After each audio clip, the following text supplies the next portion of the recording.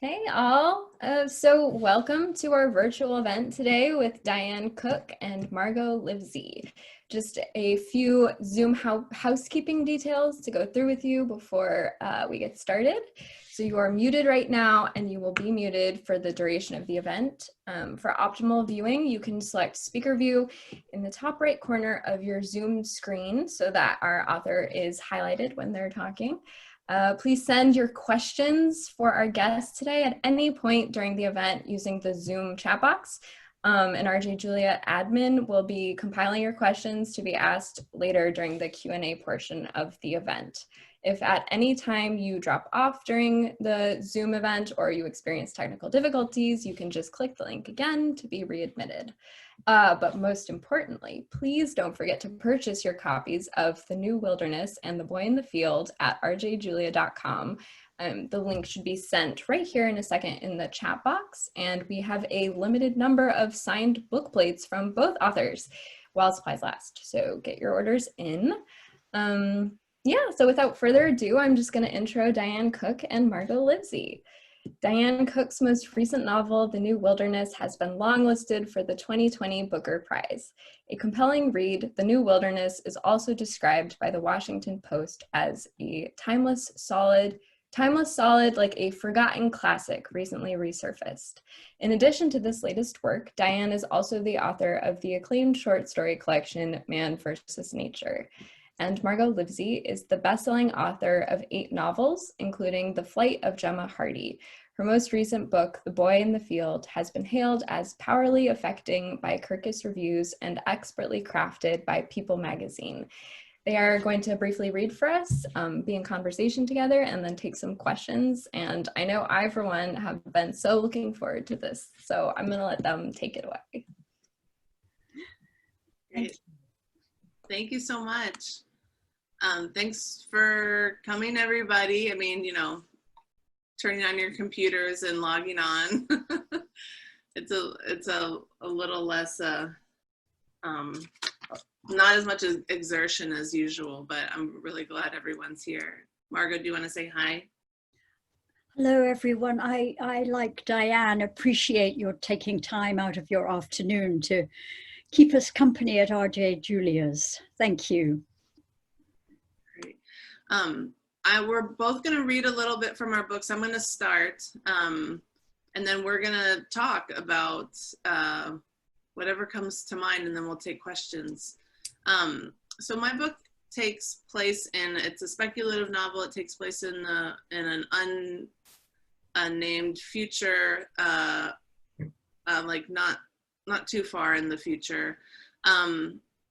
And it's about a group of people who live in the very last wilderness area in existence. It imagines a world that is where all of the land is being used for other things. And there's one last wilderness area and a group of people, much like you and I, who get to live there for various reasons. I'm just gonna read a little bit from a section about 50 pages in. It's sort of a looking back chapter where it attempts to tell the origin story of this group of people, what their lives like when they first showed up in this wilderness area. It's kind of written in a biblical style, creation myth of sorts. It starts in the beginning. In the beginning, there were 20. Officially, these 20 were in the wilderness state as part of an experiment to see how people interacted with nature, because with all land now being used for resources, oil, gas, minerals, water, wood, food, or storage, trash, servers, or toxic waste, such interactions had become lost to history. But most of the 20 didn't know much about science, and many of them didn't even care about nature. These 20 had the same reasons people have always had for turning their backs on everything they'd known and venturing to an unfamiliar place. They went to the wilderness state because there was no other place they could go. They'd wanted to flee the city, where the air was poisoned to children, the streets were crowded, filthy, where rows of high-rises sprawled to the horizon and beyond. And because all land that hadn't been subsumed by the city was now being used to support the city, It seemed everyone now lived in the city, whether they wanted to or not. So while a couple of those 20 had gone to the wilderness for adventure and a couple for knowledge, most fled there because they believed in some way their lives depended on it.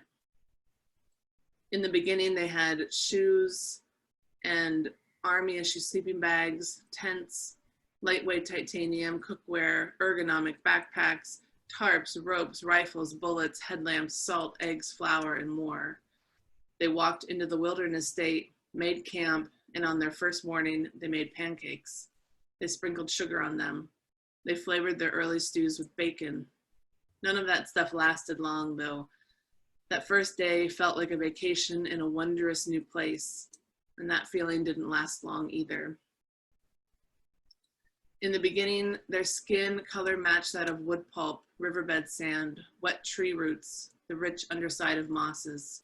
Their eyes were brown, their hair was dark. They had all 10 fingers and toes. Their skin was unscarred.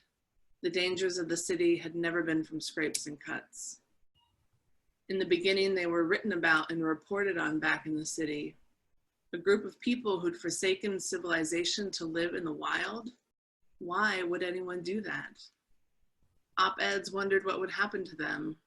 Mainstream journalists wondered what they were running from.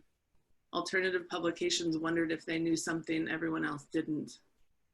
Regular people sent them care packages of homemade cookies, coffee, hot dogs, generally inedible by the time they opened them. Batteries and toothbrushes and pens, useless items for people attempting to live primitively. Someone sent them a 40-pound cast iron pot. It was a family heirloom. It had been in his closet for years, he'd written on a card. He couldn't bear to throw it out. He hoped they would have use for it. The ranger at post took a picture of them pretending to struggle to lift it. They were smiling or making pained faces. They sent the picture as a thank you of sorts, but also as a way to tell the sender what a ridiculous gift it was for people who walk every day and carry what they own. With little discussion, they voted to leave it behind. It was an obvious decision. But that night they cooked in it, and they'd been carrying the cast iron ever since. In the beginning, they acquiesced to finger pricks, cheek swabs, urine samples, blood pressure readings, filled out questionnaires each time they went to post to see how they were impacting nature and how nature was impacting them. Their days were data to someone, though they never really believed the data could be all that important. In the beginning, they followed all the rules in the manual, the written rule of the wilderness state, for fear that they'd be sent home. They never camped in the same place twice. They picked up all their trash, and even trash they couldn't imagine being theirs. They buried their bones. They measured out their pit toilets to the right depth, the right length from water. They restored their fire rings to look like virgin land.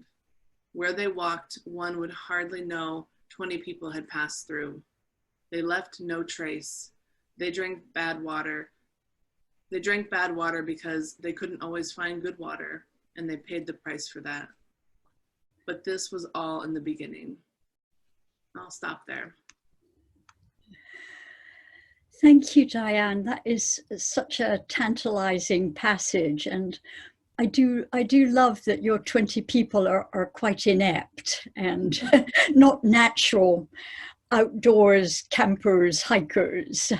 It's a particular one of the many wonderful things about your community. Yeah, I wanted it to feel like it could be you, the person reading the book. Like you'd have to think, well, what would I do in this situation? Yes, and I thought I would probably run for cover, but of course there is no cover. I'm going to read from the opening of my novel, The Boy in the Field. It is set in 1999, which maybe some of you remember was that year when everyone was thinking that Y2K would bring terrible events and planes would drop from the skies and computers would implode. Of course, it turned out we were looking for danger in the wrong direction. The novel is set in and around Oxford in England, and this opening scene takes place in the countryside outside of Oxford. The field. Here is what happened one Monday in the month of September in the last year of the last century. Matthew, Zoe, and Duncan Lang were on their way home from school. Usually, they took the bus from the larger town where they attended secondary school to the smaller town where they lived. But that morning, their father had said he had an errand to run and would collect them. So they waited beside the school gates and watched the bus depart. After 15 minutes, with no sign of the familiar car, they began to walk along the road that led to their town. They each wore a version of the school uniform, a white shirt, black trousers, and a black pullover. Expecting their father to appear at any moment, they walked fast, making it a game to see how far they could get before he pulled up beside them. They left the last houses behind. Hawthorn hedges and an occasional ash tree hid the fields that bordered the road. Through one gate, they saw a herd of cows. Through another, rows of barley. The afternoon was warm and still. Only a few leaves fringed with brown hinted at autumn. Gnats hung in listless clouds above the tarmac. Zoe was the one who spotted something through the hedge. She had a gift for finding things, birds' nests, their mother's calculator, a missing book, a secret. "What's that?" she demanded, stooping to peer through the tangled branches. The flash of red could have been poppies bordering the field, but the poppies had already lost their petals. Before her brothers could answer, she turned and ran back to the gate they had just passed. Matthew and Duncan watched her go. Zoe brought her knees high and pumped her arms. Last sports day, she had won the quarter mile by almost 3 seconds. As she reached the gate, Duncan, without a word, took off after her. A car sped by, the smooth engine noise undercut by a harsh rattle. Matthew looked at the sky, mostly blue with a fortress of cumulus clouds in the east, and gave up on being the responsible one who waited for their father. The 2 bags, his and Zoe's, banged against the metal bars of the gate as he climbed over and jumped down onto the rutted ground. The field had recently been harvested, and circular bales of straw lay randomly across the dull gold stubble. In the middle of the field stood a magnificent oak tree in full leaf. Matthew caught up, first with Duncan, then Zoe. From a distance, it was still possible to believe that the boy was asleep, lying on the grassy border between hedge and stubble. "Christ," whispered Zoe. The closer they got to him, the slower they walked.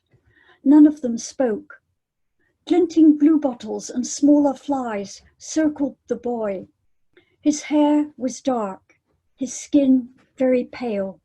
He wore a dark blue shirt, a colour Duncan would later call cobalt, black shorts, and what appeared to be long red socks. At the local private school, the younger boys wore bright red socks, and for the briefest instant, Zoe thought, "Oh, he's in uniform." A few steps closer, and she grasped the nature of the red.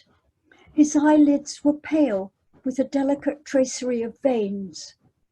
Everything that happened, they all 3 later agreed, was only possible because of those closed eyelids. Thank you. That was so wonderful. Well, one of the reasons I was excited to talk to you and thought our books are a wonderful pairing was because we're both writing about young people. Among your 20 original settlers, if that's the word, in the New Wilderness, there's Agnes, who is 5, I think, when she first comes there, and really comes into her own as the novel goes on. And at no point do you treat her as a smaller character just because she happens to be younger. Mm-hmm. Yeah, I wanted it to be her book in a way. In the novel, we begin in the point of view. It's a close third, but we begin in the point of view of B, the mother, Agnes's mother, and they swap narrative, or they swap point of views at a certain point. But I always thought of it as Agnes's book, because I think one of the things the book's trying to explore is legacy and what we pass along to further generations, and how young people adapt to things. Agnes arrives in the wilderness when she's so young that she becomes a part of it in a way that her mom never can. And I was really fascinated by the idea that children and their parents just become different.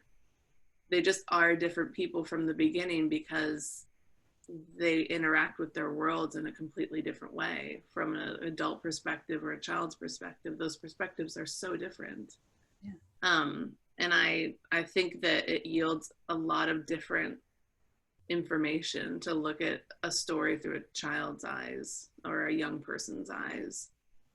You can just tell a completely different story. And I had a lot of fun with that part, and I think you did too. Like imagining how Agnes would see different relationships as opposed to B would see them. You know, she has part of the narrative at some point, and we see the world through her eyes, and then we see it through Agnes's eyes, and we think, oh, what we thought was true coming from the mother isn't necessarily true. It's just point of view. It's just their own perspective.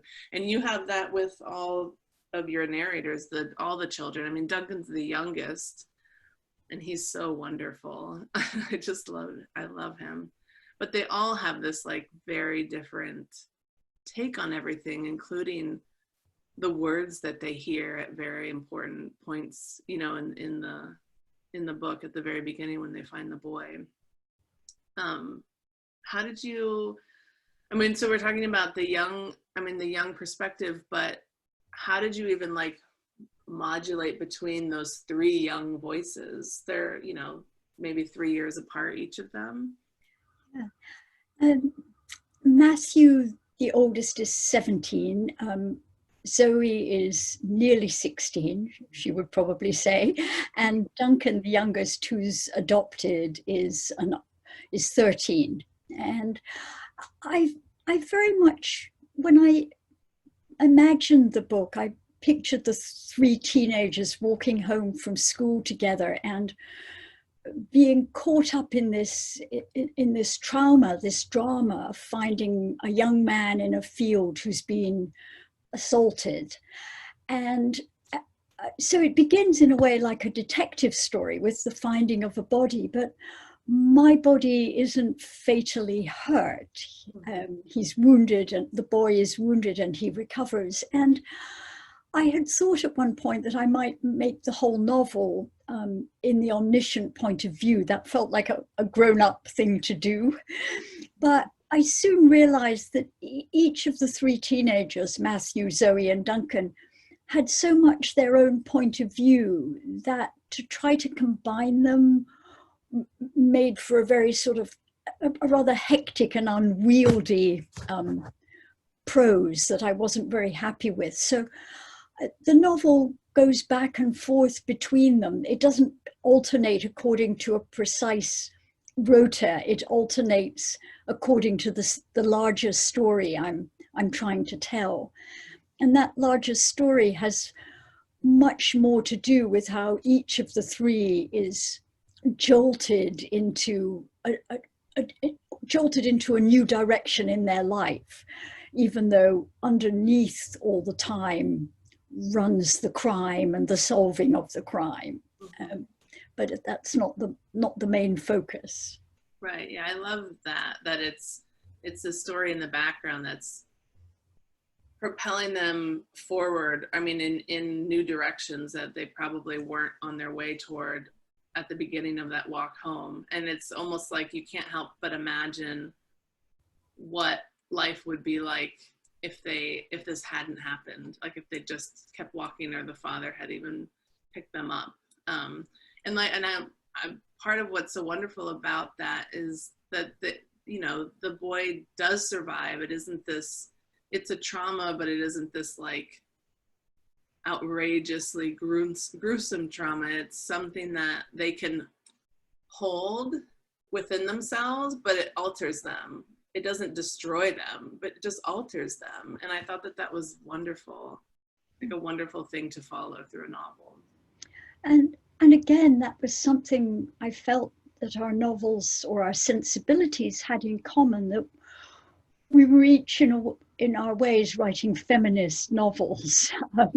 You have powerful women.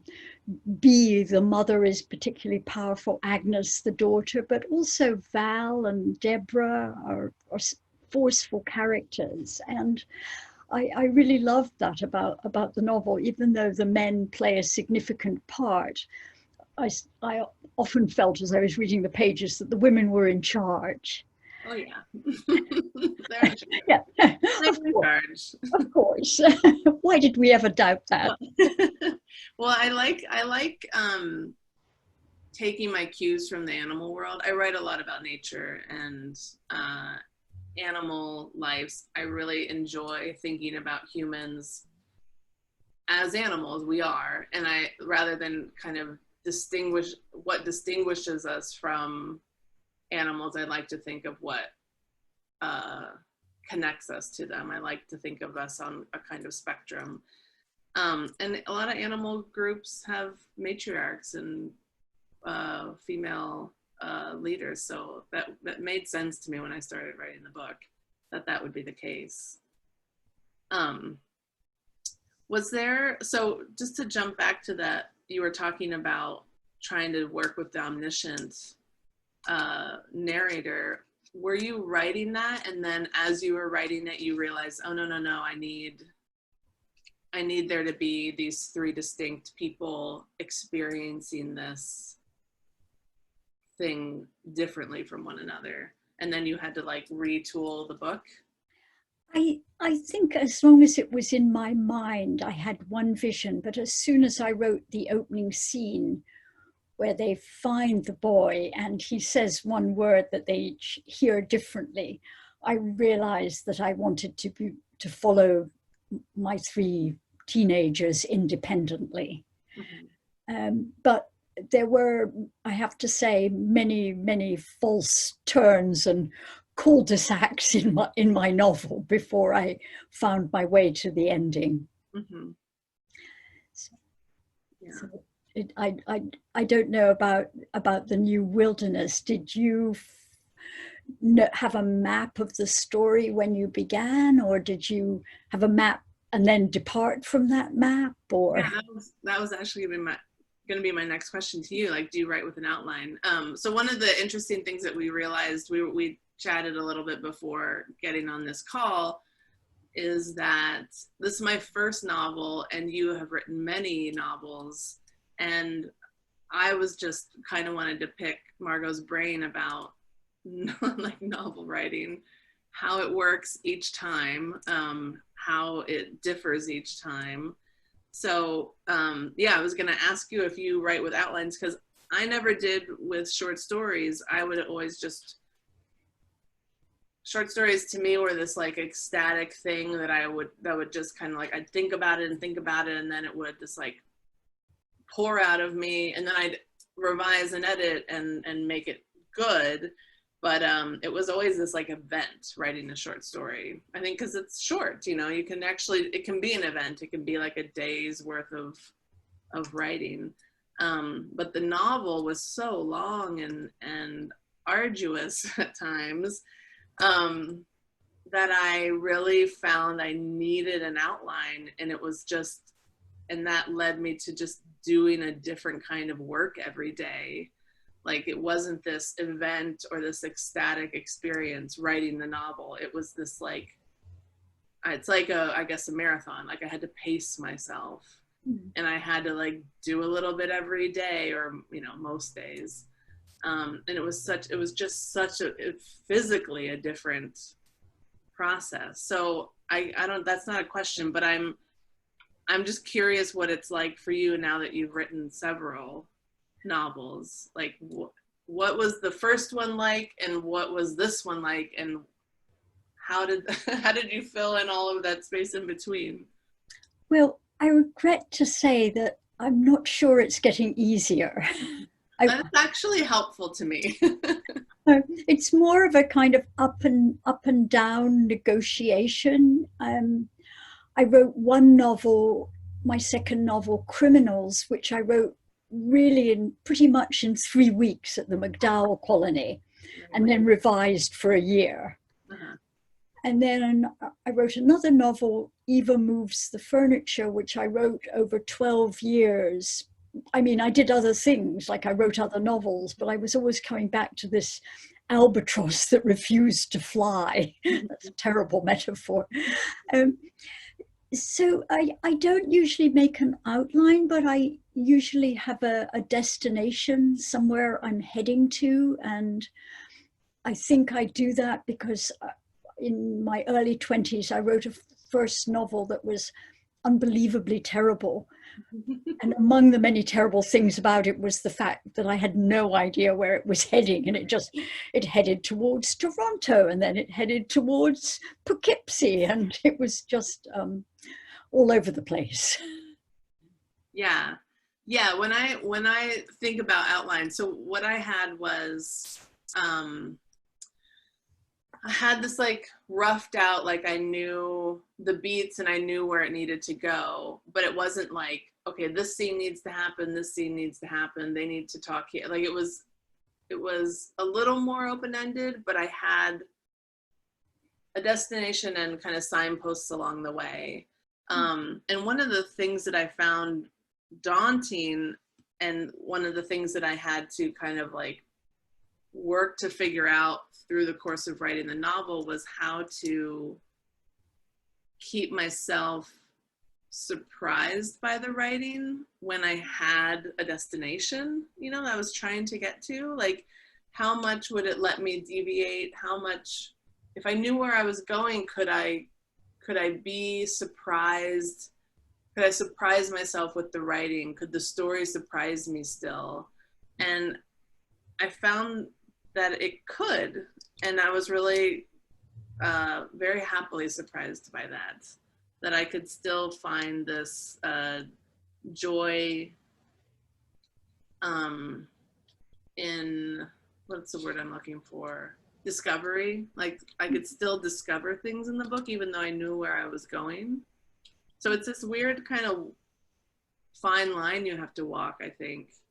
Or that's what I found. Do you find that too? Like, where you have the meandering book and then you have the book where you know where you're going? Yes, and I think there are novels that are too purposeful in going where they're going, and the readers miss a certain kind of depth in those novels, places where the characters really experience something deeply and react to it more deeply. And then there are novels which are perhaps overly meandering for some people, and I won't name which ones are on my list of those. They're probably not in the audience, so we could. But I do think it's interesting, you know, how one thinks about the form of a novel. You mean your novel covers quite a lot of time, and mine covers just a few months. And I think that's one of the most interesting parts for me about novel writing, is deciding how much time I'm going to cover, how much time is needed for everything to happen. And I really wanted this time to write a short novel in which quite a lot happens. And I think you've written a longer novel in which a lot happens, and both offer their pleasures.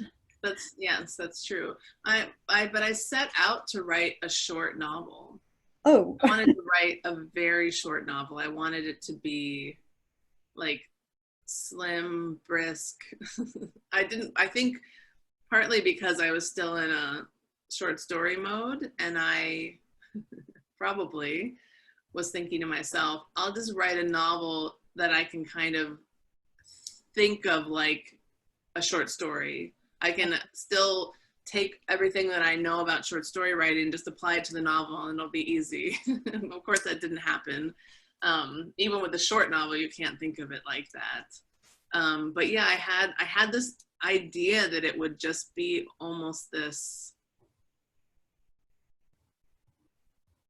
I don't like, imagistic rather than like very like plot driven or page turning, you know, which is like something we talked about earlier, that in my book, like you turn the pages, you want to see what happens next. And I never imagined that would be the book that I would write. It wasn't the plan, but it's what ended up happening. Maybe less because that's what I wanted, and more just because I'm not sure I knew how else to do it at that point. Yeah.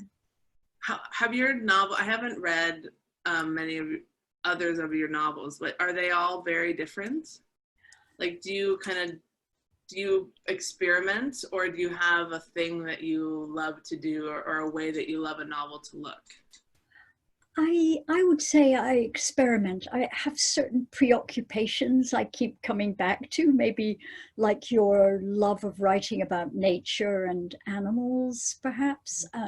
So that I think looking at my novels as a whole, you can see, oh, this writer cares about a number of things, or certain emotions resonate for her. But I wrote a novel that was an homage to Jane Eyre. My most recent novel, Before the Boy in the Field, was about a man who discovers his wife has bought a gun without telling him, and what comes of that. And in The Boy in the Field, I really wanted to write something that was and was not a detective story, and that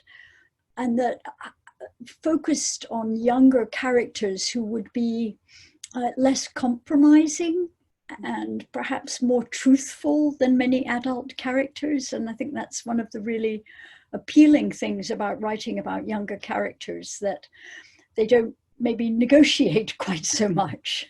They don't. We were talking earlier, and I'll probably bring this book up again, but there's a book called A Children's Bible by Lydia Millett that came out this year. And it's like a climate fiction, like environmental catastrophe aftermath book, but it's told from the perspective of the teenagers who are with their parents on like some summer vacation. And it's the whole point of the book is how uncompromising they are, and how insistent they are on that the world that they've been left is, or the way that the adults do things in life is the absolute wrong way. And they just like won't settle. Anyway, so it's so true. And I think, I think Agnes, one of the things between the mother and daughter in my book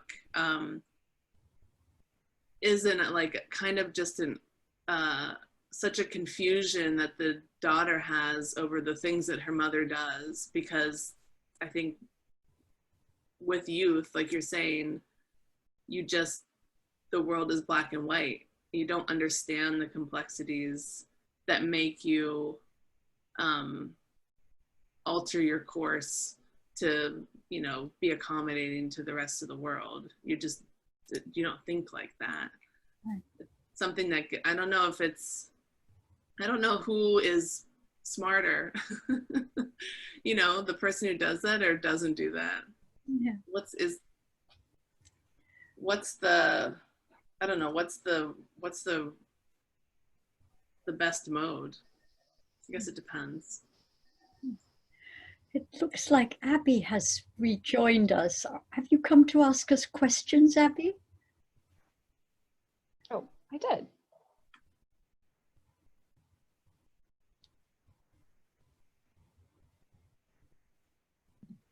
All right.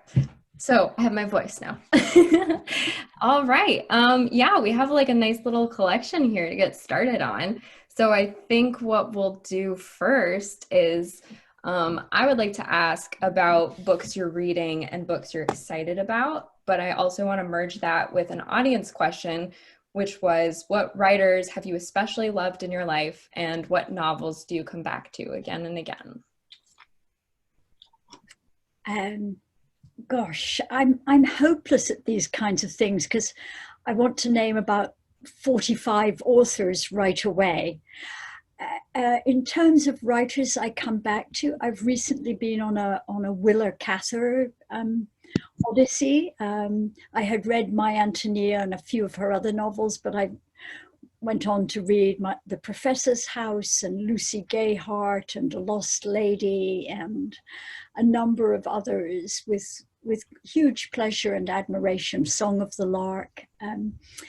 And more immediately, I'm just going to boast about 3 recent books, and they're all written by people who studied with me. I can't claim that these books owe much to me, but Matt Salesi's Disappear, Doppelganger Disappear, which just was published just last week, and I'm so thrilled to see it out in the world. Matt studied with me at Emerson College. The Butterfly Lampshade by Amy Bender. The wonderful Amy was writing short stories when she was in a workshop I taught at Irvine, and she's just gone from strength to strength, and I can't wait to read this. And another former Emerson student, Heidi Pittler, who helps edit Best American Short Fiction, and her new novel is called Impersonation and has been getting wonderfully strong reviews. So again, it was just published yesterday. I cannot wait to read it.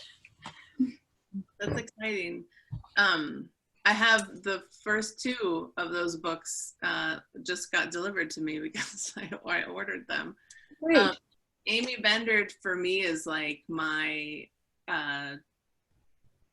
inspiration. She's like the writer, you know, in college and afterwards, I was, you know, in college, like I was writing like Hemingway because I was reading Hemingway, and then I discovered Marquez, and I was like so fascinated by this idea that fiction didn't have to be realist. It could have this kind of fabulism to it.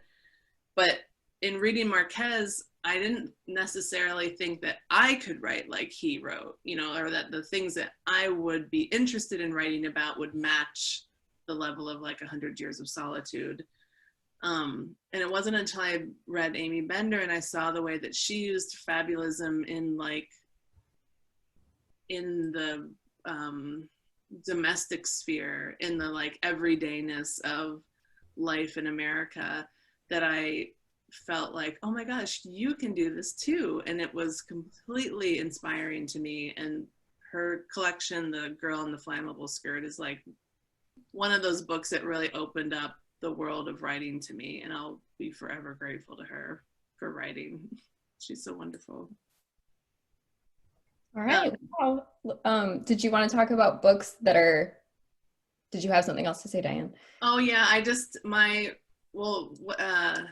one of the books I'm excited to read, we were just talking about, is How Much of These Hills is Gold by C-Pam Zhang. And I think partly because it's like a Western, but like a new telling of a Western, which I'm so excited about. And I love that landscape. And my book takes place in similar landscapes, like the American West, the high desert, these like places that people trudged across to find a new life and ruin the lives of the people who were already there. It reminds me of another book that I just loved, which is In the Distance by Hernan Diaz. that came out maybe 2 years ago now. Again, similarly, like stark, beautiful desert Western landscape, a lot of old, primitive skills like discussed in that book, weirdly like mine. Like I couldn't believe that I was reading another book that spent so much time on the act of brain tanning a hide, after which my book also does, which is just a weird thing to find in a book these days. And there it was in someone else's book, and that was very exciting to me. But one of the books I always go back to is The Grapes of Wrath, which is just, I think, one of the most phenomenal books ever. And I'm always surprised by how radical it is, and that whenever I read it, it feels very of the moment, and it feels like a text that everyone should be reading right now and then getting really angry about the world. So that would be I'm sure none of you have heard of The Grapes of Wrath. It's a pretty obscure text, but you should check it out. All right, well, lots of great recommendations. Looks like they're popping up in the chat as links if you're interested in more. And then Diane, I'm going to dive into something based off what you were just saying about obscure skills and whatnot. An audience question: did you do a lot of research around survival and survivalists for the book? And what did that research look like? I did do a lot, and then I kind of let a lot of it go. I think there came a point when I had filled my brain with all the things that like would be completely accurate to create the world of my book. And then I realized, well, it is fiction and it is speculative, and I also want to have a little fun and kind of be like, have some wiggle room around how real and how authentic I make this world. So the deep dives into all of the primitive skills was so fascinating though, because it's like, I just looked it up online. Everything's online. And there's a lot of people online who love to practice primitive living. It's such a fascinating thing. And it's anywhere from like Native American tribes like keeping their skills alive online, like where they're like showing what they do or what they used to do. It's like that, you'll find that, and then you'll like next to some like very intense like survivalist prepper who's also learning about how to survive in the wilderness, but like he's from such a different population and has such a different goal in mind, and those two videos will be like right next to each other, and it's just such a strange meshing of very different points of view. But it was like very fun to research all of that and like read books about how to set up a snare trap. At one point I was going to go on some like wilderness adventure where you learn all of this stuff and you do it, actually like live off the land with, guidance from someone who's an expert. But then I started having kids, and then that was, I couldn't really go anymore. Were there any like individual things that you experimented with like in your backyard or something, or? No, because sadly I live in Brooklyn and I don't have a backyard.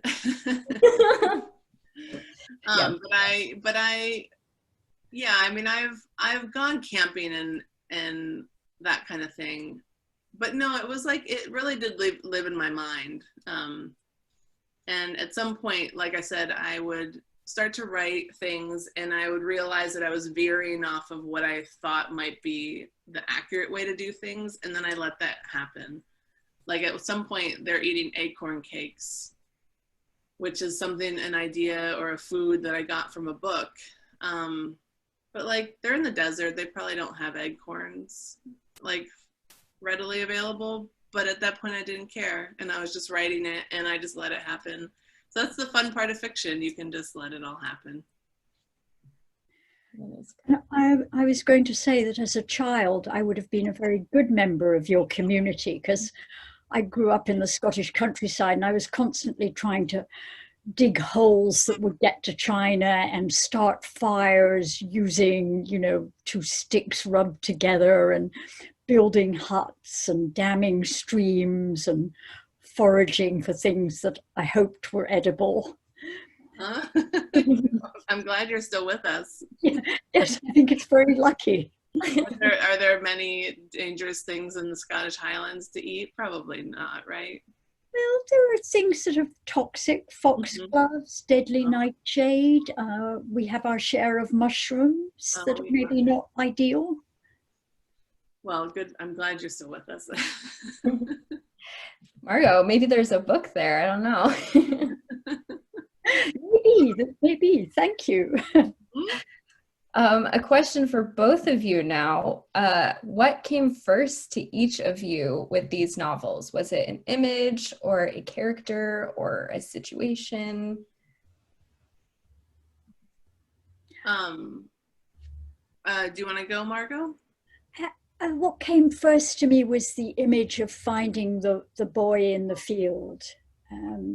Which I tried to sort of paint it almost like a picture, and that was, you know, I think many novels, there's a kind of origin, and then all these other things begin to feed into that origin and propel you deeper into the novel. So my own struggles is not quite the right word, but the fact that I, for many years, believed myself to have no living relatives, and then discovered in my 60s that actually I had quite a lot. They just happened to live in Australia. So that fed into my exploration of Duncan, the youngest of my three children, and his search for his birth mother. But the beginning was always that image of the boy in the field, which came from a story a friend told me.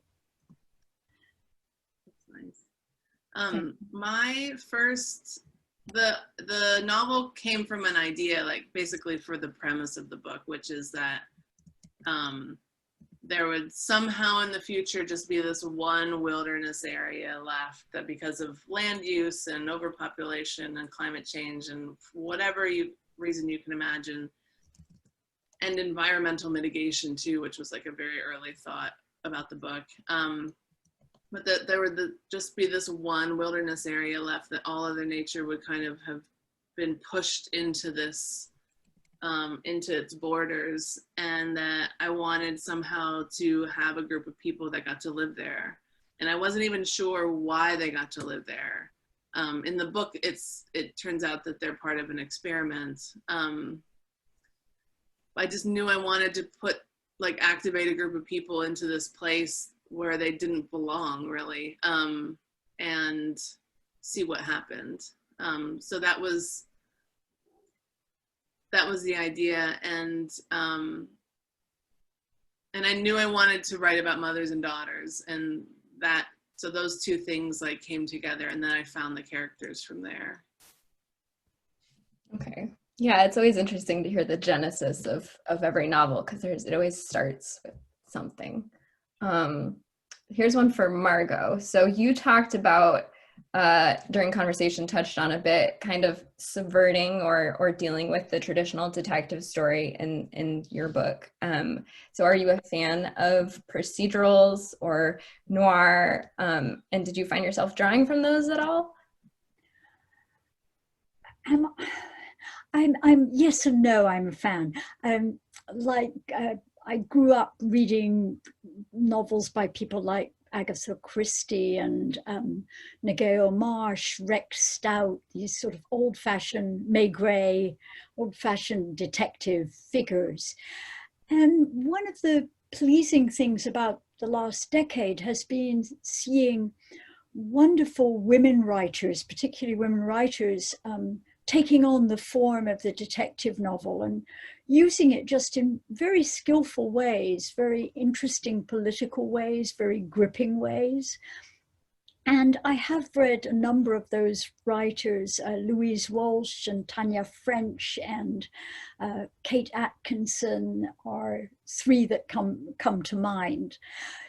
And I was very interested in the form of the detective novel, but right away I knew I wanted to subvert it. I wasn't going to have my novel begin with a dead woman. I was just, I felt like I'd read that too many times. So I was always aware of that form lurking in the background and the possibilities of it for exploring certain subject matter and trying to write a book where people would want to turn the pages. Okay, yeah. No, I like that a lot. Let's see. This one can go to both of you. Can you talk about how your creative output has changed since the start of the pandemic? Well, I imagine Diane's creative output has changed both because of the pandemic and because she has a new family member. Yeah, my creative output has stalled. I have a like 2.5-month-old son right now. He was born June 1st, and I have a 2.5-year-old daughter. So since March, our lives have been like completely changed, and especially since June. But I'm looking forward to a time when I can actually get back to work. But I think, yeah, it's like finding, if I were right, I mean, I'm having to do little things here and there, especially as I publish the book. There's always like things to write or questions to answer. And I think a lot of people are just like finding little nooks and crannies of time in their day to fit it all in. And I think it's also opening up my brain to new preoccupations. Like I never thought much about, I think a lot about community, and I think in a pandemic, you start to think about community very differently because you lack it, but also you're very reliant on one another as a greater society. So it's kind of putting into motion like ideas that I have about community, but in a very different way that's making me rethink it all. So it's been interesting, at least as a experiment. It's not been a very fun existence though. And I just almost immediately began to write a novel set in Scotland because I realized I wasn't going to be able to go there anytime soon. And so writing a novel was a way to go there. And I don't know quite what I think about the novel I'm writing. It needs considerable research if it's going to actually meet anybody but me. But right now it's a very pleasant means of transportation. And I've also been seeing the pandemic as a time for wonderful reading. I mean, for a while I thought I would never read anything but Hilary Mantel's The Mirror and the Light. It seemed like the pandemic would have to end before I finished that wonderful novel. And I have been enjoying being able to sink into books in a very luxurious way, supported by wonderful bookshops like R.J. Julia's. You actually kind of touched on what'll end up being our final question, Margot. Can either of you tell us anything about your next projects that we can expect? Well, my very next thing is that I'm working on a screenplay for this book. I'm trying to make it into a TV show, which we'll see what happens. But when I finished the book and handed it into my editor, I really felt like, even though I felt like the book was done, I wasn't done with the world. Like there was so much of the world that was still like being built in my brain.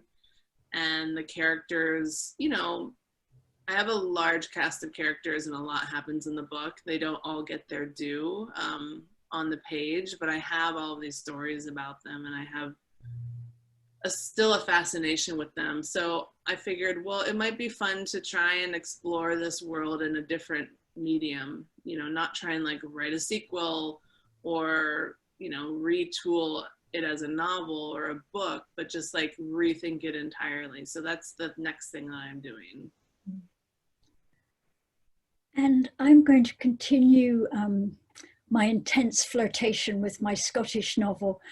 But I really liked writing about my character Duncan, who at 13 is very much an artist. And I've been thinking of trying to write something about a more adult artist. And I don't really know how to go about doing that, but I think the first step will be reading Doris Lessing's masterpiece, The Golden Notebook, and seeing where that carries me.